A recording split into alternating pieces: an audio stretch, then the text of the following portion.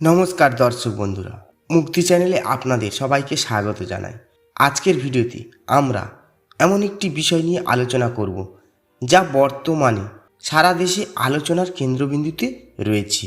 সেটি হলো ভারতের বিভিন্ন স্থানে ইসকনের খাদ্য বিতরণ ও মিড ডে মিল প্রকল্পের বাস্তব অভিজ্ঞতা। কেউ বলেছেন ইসকন লক্ষ লক্ষ ক্ষুধার্ত শিশুর মুখে প্রতিদিন পুষ্টিকর খাবার তুলে দিচ্ছে, আবার কেউ বলছেন খাবারের ধরন ও মেনু নিয়ে বিতর্কও রয়েছে। তাহলে বাস্তব সত্য কী? আজ আমরা সমর্থন ও সমালোচনা দুই দিকই তত্ত্বের ভিত্তিতে জানব। নাম্বার 1, কীভাবে শুরু হয়েছিল এই উদ্যোগ? 2000 সালে বেঙ্গালুরু থেকে মাত্র 1500 শিশুকে খাবার পরিবেশন করে যাত্রা শুরু করে অক্ষয় পাত্র ফাউন্ডেশন, যার সূচনা হয় ইসকনের উদ্যোগে। পরে এটি কেন্দ্র ও বিভিন্ন রাজ্য সরকারের সহযোগিতায় ভারতের অন্যতম বৃহৎ স্কুল মিল কর্মসূচিতে পরিণত হয়। বর্তমানে প্রতিদিন 20 লক্ষেরও বেশি শিশুর কাছে খাবার পৌঁছায় বলে সংস্থাটি জানায়। নাম্বার 2, কোন কোন রাজ্যে কাজ করছে এই প্রকল্প?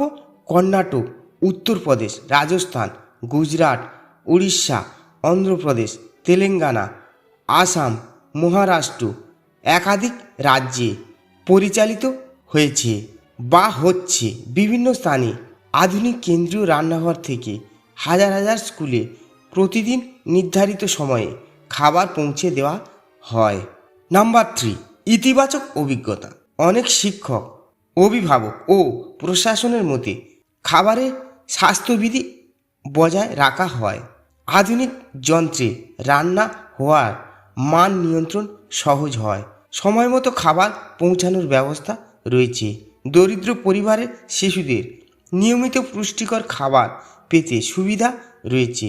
বিদ্যালয়ে উপস্থিতির হার বৃদ্ধিতেও এই ধরনের কর্মসূচির ইতিবাচক ভূমিকা রয়েছে বলে বিভিন্ন প্রতিবেদনে উল্লেখ করা হয়েছে। নাম্বার 4, সমালোচনা ও বিতর্ক। তবে সব অভিজ্ঞতা একরকম নয়।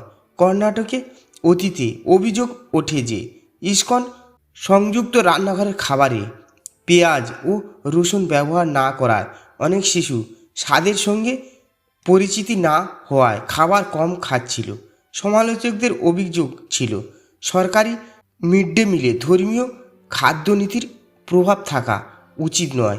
অন্যদিকে সংস্থা জানায় তারা নিরামিষ নীতির মধ্যেই পুষ্টিকর খাবার সরবরাহ করে। নাম্বার 5, পশ্চিমবঙ্গের বর্তমান বিতর্ক। সম্প্রতি পশ্চিমবঙ্গে কলকাতায় বহু স্কুলে ইসকনের মাধ্যমে রান্না করা খাবার সরবরাহের সিদ্ধান্ত নিয়ে নতুন বিতর্ক শুরু হয়েছে। সবচেয়ে বেশি আলোচনার বিষয় রয়েছে ডিমের পরিবর্তে সয়াবিন, রাজমা, পনির ও ডাল জাতীয় খাবার দেওয়ার প্রস্তাব। ইসকনের বক্তব্য, এসব নিরামিষ উপাদান দিয়েও প্রয়োজনীয় প্রোটিন সরবরাহ করা সম্ভব। অন্যদিকে সমালোচকদের দাবি স্থানীয় খাদ্য অভ্যাস ও শিশুদের পছন্দকেও গুরুত্ব দেওয়া উচিত। নাম্বার 6, ইসকনের বক্তব্য। সংস্থার দাবি ভারতের উদ্দেশ্য কোনো ধর্মীয় প্রচার নয়। লক্ষ্য হলো ক্ষুধাযুক্ত শিক্ষা। নিরামিষ খাবারের মাধ্যমেও পুষ্টির চাহিদা পূরণ করা সম্ভব। বহু বছর ধরে তারা কোটি কোটি খাবার বিতরণ করেছে এবং এই কর্মসূচি আন্তর্জাতিক পর্যায়েও প্রশংসিত হয়েছে। নাম্বার 7, সমর্থকদের যুক্তি। সমর্থকদের মতে ইসকনের বিশাল রান্নাঘর অত্যন্ত আধুনিক, খাদ্যের গুণমান ও স্বাস্থ্যবিধি ভালো, বড় পরিসরে দ্রুত খাবার সরবরাহে তাদের অভিজ্ঞতা রয়েছে। বহু রাজ্য সরকার দীর্ঘদিন ধরে তাদের সঙ্গে কাজ করেছে। নাম্বার 8, সমালোচকদের যুক্তি। সমালোচকদের মতে সরকারি প্রকল্প স্থানীয় খাদ্য সংস্কৃতিকে গুরুত্ব দেওয়া উচিত। শিশুদের খাদ্য অভ্যাস অনুযায়ী মেনু হওয়া দরকার। ডিমের পরিবর্তে বিকল্প খাদ্য দিলেও তা শিশুদের গ্রহণযোগ্য কিনা সেটিও বিবেচ্য। সরকারি নীতিতে ধর্মীয় খাদ্য নীতি প্রভাব ফেলবে কি না সেই প্রশ্নও উঠছে। দর্শক বন্ধুরা, ইসকনের খাদ্য বিতরণ ও মিড ডে মিল প্রকল্পের দুটি দিক রয়েছে। একদিকে লক্ষ লক্ষ শিশুর কাছে প্রতিদিন খাবার পৌঁছে দেওয়ার একটি বড় সামাজিক উদ্যোগ। অন্যদিকে খাবারের ধরন, পুষ্টি, স্থানীয় খাদ্য সংস্কৃতি এবং সরকারি নীতির প্রশ্নে বিতর্কও রয়েছে। গণতান্ত্রিক সমাজে এ ধরনের বিষয় নিয়ে তত্ত্বভিত্তিক আলোচনা হওয়াই সবচেয়ে গুরুত্বপূর্ণ। আমাদের উচিত সমর্থন বা সমালোচনা দুই পক্ষের যুক্তি বিচার করে মত গঠন করা। ভিডিওটি শেষ করার আগে একটি অনুরোধ, আপনি কি মনে করেন সরকারি স্কুলের মিড ডে মিল প্রকল্পে ইসকনের মতো সংস্থার অংশগ্রহণ কি ইতিবাচক পদক্ষেপ, নাকি স্থানীয় খাদ্য অভ্যাসকে বেশি গুরুত্ব দেওয়া উচিত?